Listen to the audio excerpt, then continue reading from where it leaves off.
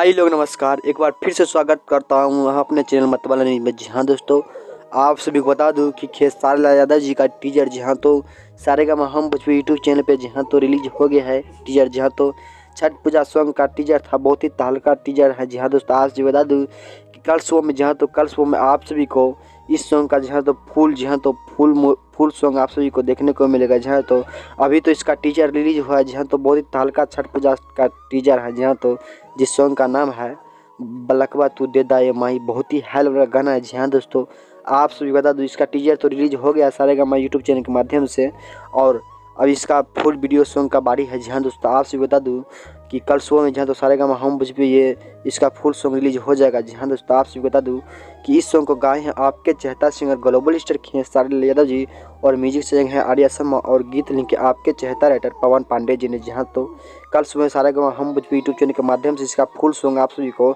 देखने को मिलेगा 7 बजे। जी हाँ दोस्तों, आप सभी बता दूँ कि अगर आप हमारे चैनल पर नए हैं तो प्लीज़ चैनल को सब्सक्राइब कर दे, ताकि जब भी मैं नई अपडेट लेकर आऊँ सबसे पहले आप तक पहुँच जाए। जी हाँ दोस्तों, मिलता है अगले वीडियो अपडेट के साथ। तब तक के लव यू, अपना ख्याल रखना। Love you.